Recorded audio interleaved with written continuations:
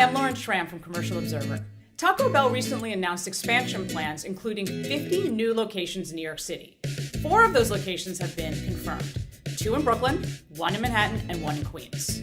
So, with that news in mind, we hit the streets to talk to some of their customers to see what they think of the exciting news. From my perspective, I'd like to see more, yeah. Someplace that I probably maybe a couple times a month, 2-3 times a month. Good idea, because sometimes you have to walk blocks, especially if it's your favorite food or your favorite restaurant.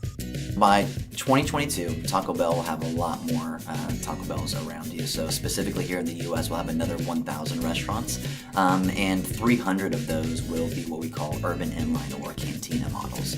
So think of restaurants that aren't the typical Taco Bell that you would see. So things that are inline and down in urban areas. 50 of those specifically will be here in New York and in the local boroughs. I think traditionally when people think of Taco Bells, you think of the drive-thru, you think of suburban areas, and for a long time that was a part of our business model. When 70% of our consumers come through the drive-thru, it's a big part of the business. So typically we haven't had a stronger footprint in urban and downtown areas, and that's why this big growth is so important for the brand, because we've seen the value of going into downtown areas like Chicago and Wicker Park and San Francisco with these new urban inline models, and we really found out you don't need a drive-thru. You can have a strong presence with a strong pedestrian foot traffic and really do some great things in a community where we haven't had the opportunity to be. So with that comes localization. We're using local artists for murals on walls. We're coming into the buildings and really making sure that we are adapting to the building that we're coming in. So whether it's a historic building and taking advantage of the amazing exposed brick or some of the woods that are there, that's what we want to lean into. We know that every Taco Bell is going to be different, and each community can be proud of the Taco Bell that they have because it's going to be specific to them. Probably been eating at Taco Bell for maybe 20 years, since they first started coming to this area. And I stopped here today because they're one of the places where I can get something that's not necessarily junk food. I feel like it'd be good because people, like, if you're not close to it, it'll be closer to you. Like, even if it's like 10 blocks away, at least you got one near your house. It'll be better for them, and like if somebody's starving for Taco Bell, it'll be better for them. So, yeah. I really enjoy the meal. It's just the spice in it also. I like spicy food, so it complements my character, my personality. I just like it. Within the restaurants themselves, you'll see a little bit of a different feel from the menu as well.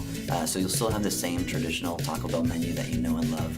We also have some alcohol for our cantina restaurants, so whether it's Twisted Freezes or beers that are from the local area as well, all the way down to different shareable menu items as well. We have an amazing internal development team that works around the clock to determine the best places to go for future growth, specifically in New York and around the country and around the world.